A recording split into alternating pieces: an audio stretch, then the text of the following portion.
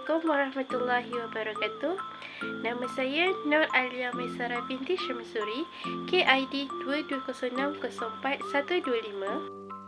Assalamualaikum warahmatullahi wabarakatuh. Nama saya Yasmin Nubaira binti Nur Hisham, KID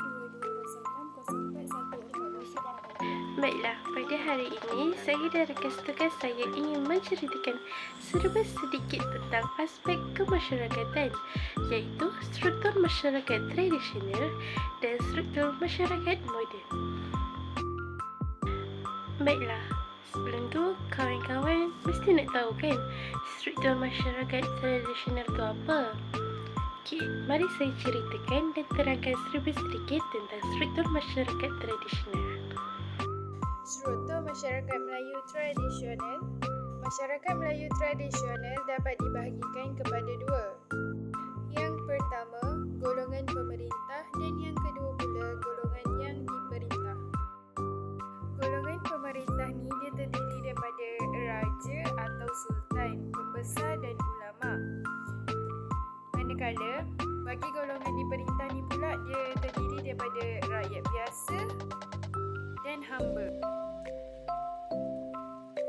Kat Melayu ni telah berubah di mana peranan golongan pemerintah semakin berkurangan dan juga sistem hamba tu telah dihapuskan.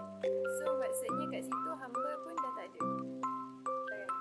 Okey, bagi negeri pula dia unit politik terbesar. Kenapa unit politik terbesar?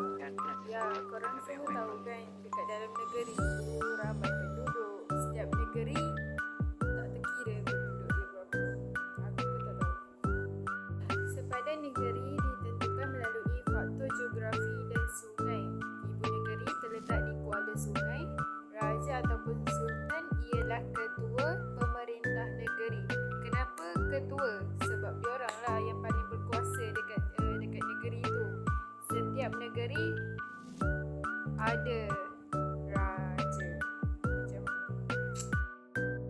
Macam slide sebelum ni yang saya cakap, setiap negeri tu mesti ada raja. Itulah ketua pemerintahan negeri ialah raja ataupun sultan. Raja ataupun sultan ni akan dibantu oleh beberapa orang pembesar. Okey, function pembesar tu lah, itulah function pembesar untuk bantu raja ataupun sultan uruskan negeri. Negeri kan besar. Setiap negeri ada ramai penduduk. Dan setiap penduduk tu ada tempat-tempat tersendiri. Diorang stay kat mana? Daerah mana? Kampung mana? Tempat kat mana? Tempat berbeza kan? Banyak. Sebab setiap negeri tu luas. Seterusnya kita pergi ke peringkat daerah. Okey, maksud daerah di sini ialah daerah ni dia jauh dari ibu kota dan pusat pentadbiran negeri. Okey, saya nak tanya contoh daerah yang terdapat di negeri Johor ialah Johor Bahru, Kulai, Segamat, Pontian, Batu Pahat, Mersing, Kota Tinggi, apa lagi? Teluang. Okey, untuk sempadan daerah ni mestilah ditentukan oleh sempadan sungai. Okey, di mana daerah ini telah dikawal oleh seorang pembesar tempatan yang digelar Datuk dan dibantu oleh beberapa orang penolong yang terdiri daripada sanak saudaranya. Baiklah, fungsi pembesar daerah. Okey, yang pertama sekali ialah menjalankan pentadbiran daerah atau tempatan. Seterusnya menjaga keamanan daerah tersebut dan memungut cukai dan menjadi utusan raja dan menjadi orang perantaraan antara golongan pemerintah dengan rakyat. Seterusnya kampung-kampung ni unit politik terkecil. Dia terletak di kawasan pedalaman dan pinggir-pinggir sungai atau laut. Macam kita kalau balik kampung mesti happy kan, dapat pergi pantai, sungai apa semua. Lepas tu lagi pula kalau kampung ni suasana dia memang best lah. Dia buat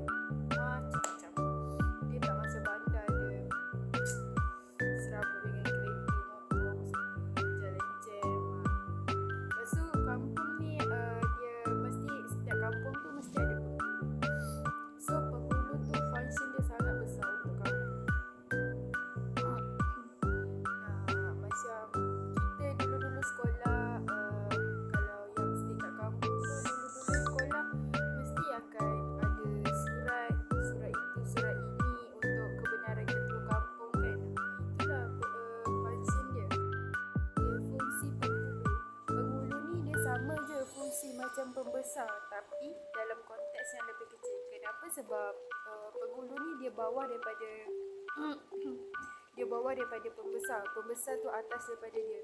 Pembesar ni dia bahagian daerah dan penghulu ni dia just bahagian kampung sahaja. And penghulu ni dia merupakan rakyat biasa tetapi mempunyai status sosial yang tinggi dalam masyarakat dan pelantikannya adalah berdasarkan keturunan. So walaupun dia tu rakyat biasa macam kita tapi dia ada jawatan sebagai penghulu dekat kampung. Okey, golongan pemerintah.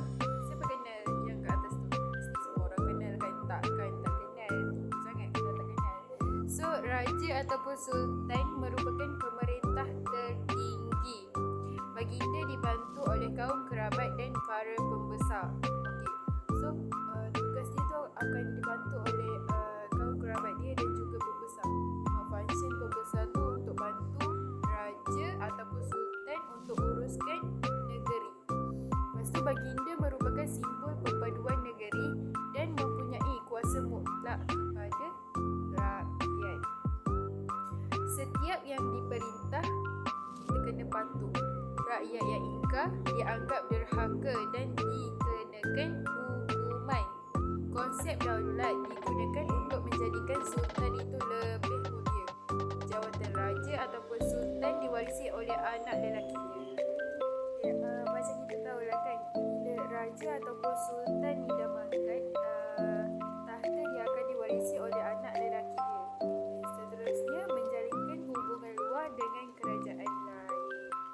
Kita pergi ke anak raja atau kerabat diraja. Okey, maksud di sini anak raja atau kerabat diraja ini tidak semestinya putera ataupun puteri raja yang memerintah, kerana mereka juga boleh terdiri daripada keturunan diraja.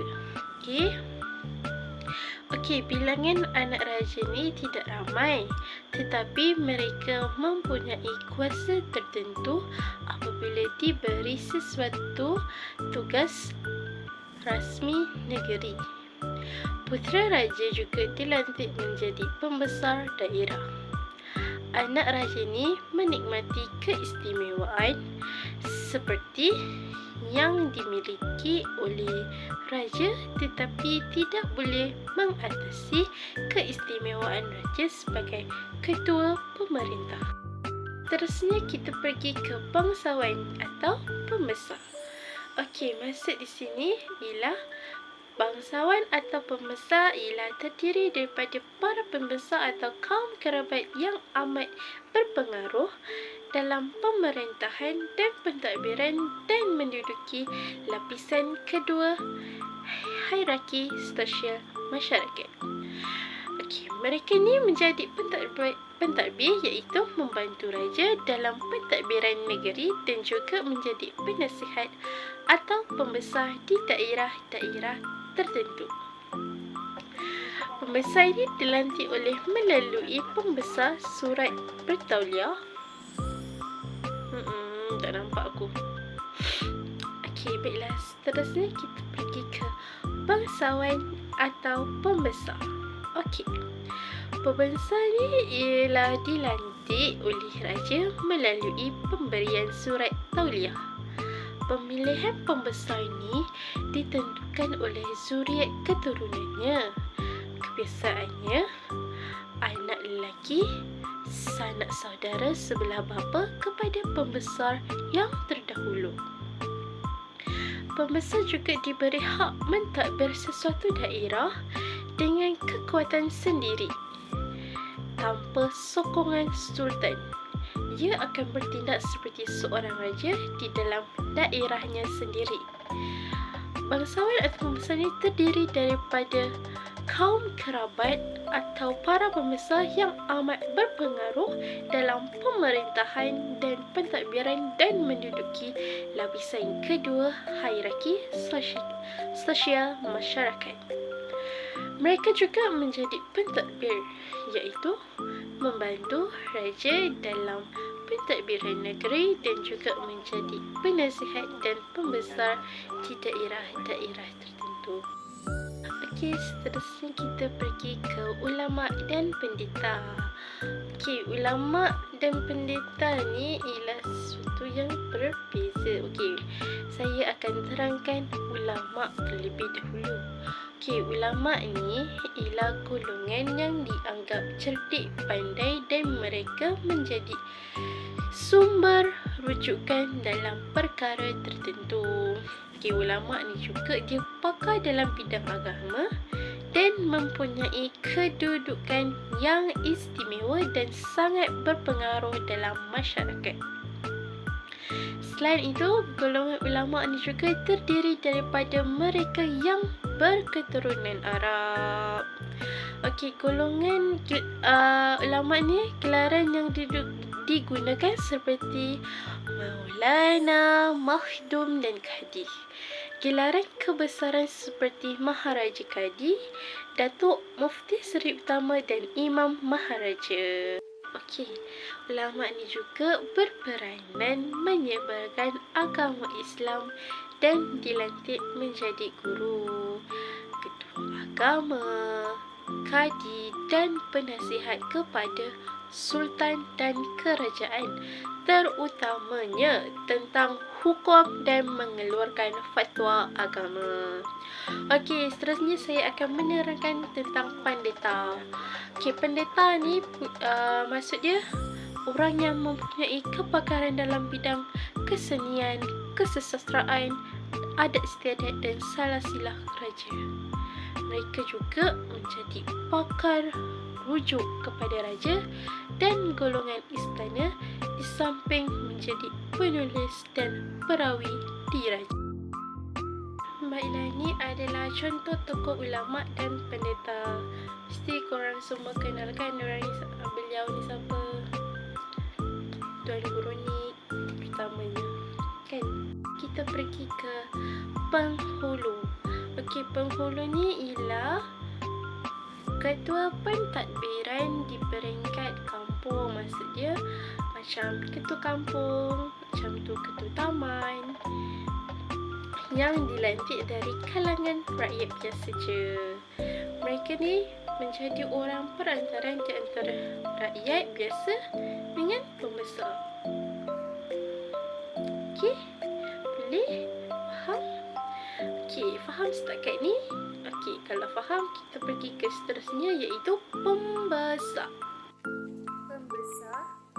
Pembesar ni memegang jawatan seumur hidup dia dan mesti menunjukkan taat setia dia kepada pemerintah. Berkuasa penuh dalam kawasan pegangannya, penting dalam sistem pemerintahan kerajaan dan menjadi perantara sultan dan rakyat. So pembesar ni perantara antara sultan kepada rakyat-rakyat dia. Dan dia juga menjaga keamanan dan memungut cukai di kawasan serta menjalankan kegiatan ekonomi, menjatuhkan hukuman dan denda dalam kes-kes jenayah di daerah mereka. Last sekali, membekalkan tenaga buruh kepada sultan dalam sistem kerah dan serah. Seterusnya kita pergi ke golongan di perintah pula. Okey, golongan yang pemerintah tadi dah habis dah kita cerita. Okey, golongan di perintah ni terdiri daripada rakyat, hamba, orang asing atau orang dagang atau orang perantau. Okey, hamba ni terbahagi kepada 3, iaitu hamba raja, hamba biasa dan hamba berhutang. Okey, seterusnya kita akan menerangkan tentang golongan yang diperintah ini. Rakyat biasa yang bermastautin tetap menjadi pengikut setia kepada pembesar yang mentadbir daerah dan jajahan menduduki lapisan tertinggi dalam golongan yang diperintah. Ketaatan kepada sultan ialah mutlak dan tidak berbelah bagi. Mereka rela dengan amalan sistem serah seperti bekerja di tanah pembesar tanpa mendapat upah dan sistem kerah seperti menjadi bala tentera dan mendirikan istana. Dalam bidang ekonomi, mereka menjalankan kegiatan bertani, berdagang, menangkap ikan, melombong dan menjaga dorongan perubahan diri untuk bekerja keras dalam bidang ini kecuali kerja-kerja demi kepentingan raja. Sesebuah kampung selalunya mempunyai pertalian kekeluargaan dan mengamalkan tradisi hidup secara bergotong royong, bekerjasama dan bermuafakat. Amalan ini mewujudkan keharmonian dan membantu pembesar mentadbir sebuah daerah atau kampung itu dengan lebih teratur dan berjaya. Orang asing merupakan orang bukan Melayu dan datang ke tanah Melayu hanya untuk tujuan tertentu, macam orang Indo, Bangla, Vietnam. Mereka terdiri daripada pedagang, perantau, santri, iaitu orang merantau kerana menuntut ilmu, dan mubalik. Mereka tinggal sementara sahaja dan akan pulang ke negara asal setelah urusan mereka selesai. Rakyat asing boleh dibahagikan kepada dua kumpulan, melibatkan diri dalam pelbagai kegiatan sosial seperti menjadi tentera upahan dan kebanyakan berasal dari Jawa dan Pasai. Melibatkan diri dalam kegiatan ekonomi seperti peniaga runcit, pemborong dan juga pelombong. Seperti yang mula-mula tadi saya cakap, hamba ni terbagi kepada 3. Yang pertama, hamba raja. Yang kedua, hamba berhutang. Dan yang ketiga, hamba abdi atau biasa. Okey, kita akan pergi ke tajuk yang besar, iaitu hamba. Okey, hamba ini menduduki susun lapis masyarakat yang paling bawah sekali. Mereka ni menjadi hamba kepada para pembesar dan orang kaya dengan melakukan pelbagai tugas seperti mencuci perahu, memetik kelapa, mencari kayu api dan menjadi askar. Hamba ni juga menyumbang tenaga untuk menambah harta tuannya sendiri. Hamba ni juga melambangkan ketinggian taraf sosial pemiliknya. Okey, setakat ni faham apa itu maksud hamba? Kalau faham, kita pergi ke anak-anak dia. Okey, anak dia yang pertama ialah hamba raja. Okay, hamba raja. Hamba raja ataupun biduanda adalah mereka yang berasal dari golongan orang merdeka. Dikenali juga sebagai budak raja dan bergelar biduanda. Mereka dimiliki oleh raja dan mempunyai taraf yang lebih tinggi berbanding dengan hamba-hamba yang lain. Hamba raja dan keturunannya akan menjadi hamba secara turun-temurun dan hanya akan dibebaskan jika mendapatkan kebenaran daripada raja. Kita pergi ke hamba berhutang, iaitu hamba berhutang ni berasal dari orang yang merdeka juga. Okey, tapi hamba berhutang ni dia terpaksa menjadi hamba. Kenapa dia terpaksa? Sebab dia gagal membayar hutang kepada piutang dalam tempoh yang telah ditetapkan. Okey, seterusnya isteri dan anak-anaknya juga dikehendaki tinggal dengan si piutang sebagai hamba terbesar. Hamba berhutang akan mengerjakan segala suruhan tuannya, termasuk bercucuk tanam, melombong dan membuat kerja-kerja di rumah. Hamba berhutang boleh dibahagi kepada beberapa jenis, iaitu orang berhutang, anak emas, hamba waris dan hamba dibayar. Maksudnya hamba berbayar. Tak ada hamba yang tak bayar. Okey, hamba abdi atau hamba biasa. Okey, ni yang terakhir, anak dia yang terakhir. Okey, hamba abdi atau hamba biasa ni terdiri daripada mereka yang berasal dari keturunan hamba. Okey, mereka diperoleh daripada pembelian atau pertukaran oleh tuannya. Macam dalam cerita P. Ramlee. Contoh. Okey, golongan hamba abdi atau biasa ni ialah mereka akan menjadi hamba seumur hidup secara turun-temurun. Maksudnya, atuk kita jadi hamba, lepas tu bapa kita, lepas tu anak kita, lepas tu cucu kita, cicit kita sekali. Maksudnya turun-temurun. Okey, hamba abdi ni boleh dibahagi kepada beberapa jenis, iaitu hamba tawanan, hamba diranggah, hamba habsyi, hamba hulur, hamba serah dan anak hamba. Selalu kita dengar hamba habsyi kan. Ini adalah hamba habsyi ni ialah tergolong daripada hamba abdi atau biasa. Kesimpulannya, hierarki dalam masyarakat Melayu tradisional adalah untuk membezakan kedudukan golongan pemerintah dan golongan yang diperintah, untuk membezakan kedudukan dan penghormatan, dan dapat menentukan tugas dan tanggungjawab masing-masing. Namun begitu, susun lapis ini mengalami perubahan selepas kedatangan campur tangan British. Okey, baiklah, dah habis sudah struktur masyarakat tradisional. Kita pergi ke struktur masyarakat moden pula. Okey, masyarakat moden ni ialah masyarakat majmuk, yang di mana yang sinonim dengan Malaysia sebagai sesebuah negara yang bercirikan pelbagai kaum dan juga identiti. Okey, kepelbagaian kaum dan etnik ini mewujudkan kepelbagaian budaya, bahasa, agama dan adat bersam. Okey, menurut JS4 Nivelle 1948, masyarakat majmuk terdiri daripada pelbagai kaum dan etnik yang mempunyai kebudayaan, agama, bahasa dan adat resam yang tersendiri meskipun berada di bawah sistem politik yang sama. Itu adalah maksud struktur masyarakat moden. Setakat ini kawan-kawan faham tak apa itu struktur masyarakat moden? Maksud dia? Kalau faham, kita pergi seterusnya. Okey, yang korang nampak dekat atas tu kumpulan etnik.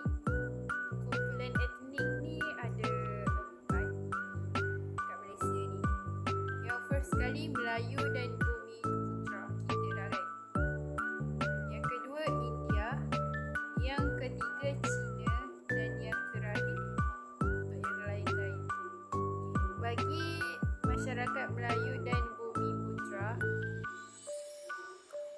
68.88% daripada masyarakat lain, dan India 6.73%, Cina 22.56%, dan bagi yang lain-lain 1.16%. Okey, seterusnya menurut Kamaruddin Jaafar. Okey, menurut Kamaruddin Jaafar ni, masyarakat majmuk bermaksud kaum bercampur tetapi kehidupan berasingan, interaksi terbatas, penuh prasangka serta bersama tetapi tidak bersatu. Tetapi terdapat lebih 80 kaum di seluruh Malaysia. Daripada keseluruhan bangsa tersebut, terdapat 3 bangsa yang paling utama, iaitu Melayu, Cina dan India. Berikut merupakan kepelbagaian masyarakat di Malaysia dan kawasan tumpuan utama. Untuk kawasan di semenanjung Malaysia, ia terdiri daripada Melayu, Cina, India, Serani dan Punjabi. Okey, Melayu, Cina dan India juga terdapat di Sarawak dan Sabah. Untuk Punjabi, dia ada kaum-kaum dia, iaitu Jakun, Negrito, Semai, Senoi, Semalai Semang, Sungai, Pangan, Kano dan lain-lain.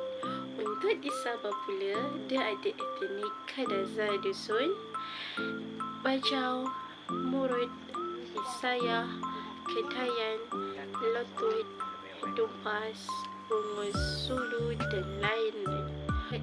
Dan etnik di kawasan Sarawak pula terdiri daripada Dayak Iban, Dayak Bidayuh, Melanau, orang Mulukayan, Bisaya, Kedayan, Kelabit, Kenyah, Punan dan lain-lain. Okey, agama Islam dianuti oleh masyarakat Melayu dan kaum lain. Kristian pula, majoriti masyarakat Cina, India, Kadazan, Iban dan lain-lain. Bagi agama Buddha, dianuti oleh masyarakat Cina, Hindu dianuti masyarakat India, Sikh dianuti kaum Punjabi, Konfusius dianuti oleh masyarakat Cina, Taoist dianuti oleh sebahagian kecil masyarakat Cina, dan yang terakhir sekali animisme, majoritinya orang asli. Okey, rukun negara. Rukun negara telah diisytiharkan pada 31 Ogos 1970 sempena ulang tahun kemerdekaan Malaysia yang ke-31 oleh Sri Paduka Baginda Yang di-Pertuan Agong Almarhum Tuanku Ismail Nasiruddin Shah Ibni Almarhum Sultan Zainal Abidin Yang di-Pertuan Agong. Rukun negara dibentuk dengan tujuan utama iaitu membentuk perpaduan yang kukuh. Prinsip-prinsip yang terkandung dalam rukun negara jelas merupakan kunci kepada keharmonian dan perpaduan kaum demi kejayaan dan kestabilan Malaysia. Rukun negara telah diperkenalkan pada tanggal 31 Ogos 1970 oleh Majlis Gerakan Negara berikutan berlakunya peristiwa 13 Mei 1969 yang melemahkan perpaduan antara kaum di Malaysia.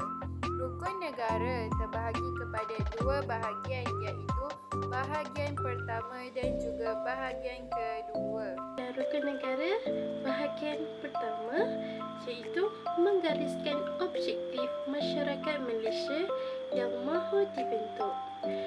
Yang pertama, mencapai perpaduan yang lebih erat dalam kalangan seluruh masyarakat. Yang kedua, memelihara satu cara hidup yang demokratik. Dan yang ketiga, mencipta satu masyarakat yang adil di mana kemakmuran negara dapat dinikmati bersama secara adil dan saksama. Dan yang ketiga dan yang keempat, kesilapan. Dan yang keempat, membentuk satu sikap yang liberal terhadap tradisi kebudayaan yang kaya dan berbagai-bagai corak. Dan akhir sekali, mestilah membina sesebuah masyarakat progresif yang akan menggunakan dan teknologi moden. Bahagian kedua pula menggariskan 5 prinsip rukun negara yang berikut. Kawan-kawan mesti tahu rukun negara apa kan? Pertama adalah kepercayaan kepada Tuhan, kesetiaan kepada raja dan negara, keluhuran perlembagaan, kedaulatan undang-undang dan kesopanan dan kesusilaan. Bagi rukun negara yang pertama ialah kepercayaan kepada Tuhan. Melalui kepercayaan beragama yang betul akan menjadikan bangsa dan negara ini sebagai satu bangsa dan negara yang berdaulat. Perlembagaan persekutuan memperuntukkan bahawa Islam ialah agama persekutuan, tetapi agama dan kepercayaan-kepercayaan lain boleh diamalkan dengan aman dan tenteram di mana-mana bahagian di dalam persekutuan. Yang kedua, kesetiaan kepada raja dan negara. Kesetiaan kepada raja dan negara bermaksud bahawa setiap warga negara hendaklah menumpukan sepenuh taat setia, jujur dan ikhlas kepada Sri Paduka Baginda Yang di-Pertuan Agong. Di peringkat negeri pula, rakyat dikehendaki menumpukan taat setia kepada raja yang memerintah negeri tempat mereka bermastautin tanpa mengurangkan taat setia kepada Yang di-Pertuan Agong. Seterusnya, keluhuran perlembagaan. Keluhuran perlembagaan ialah menekankan perlunya rakyat menerima, mematuhi dan kemuliaan perlembagaan negara, iaitu sumber perundangan yang tertinggi. Fungsi keluhuran perlembagaan ini untuk memberi perlindungan kepada setiap rakyat di negara ini akan hak dan keistimewaan mereka sebagai warga negara. Untungnya kita menjadi rakyat Malaysia. Seterusnya, kedaulatan undang-undang. Setiap negara memerlukan undang-undang untuk mengawal dan mewujudkan satu masyarakat yang aman, stabil dan juga makmur. Kewujudan undang-undang akan menjamin kehidupan anggota masyarakat dapat bergerak dengan licin dan teratur tanpa sebarang kekacauan, di mana semua anggota masyarakat akan merasa selamat. Dan akhir sekali ialah kesopanan dan kesusilaan. Okey, maksud kesopanan dan kesusilaan ini tujuannya adalah untuk membentuk warga negara yang bersopan santun dan bersusila selaras dengan kempen budi bahasa dan nilai murni yang dijalankan sekarang. Seterusnya, sifat individu yang bersopan santun dan bersusila adalah amat penting dalam konteks perhubungan antara satu sama lain dalam masyarakat berbagai kaum di negara ini. Sekian, terima kasih.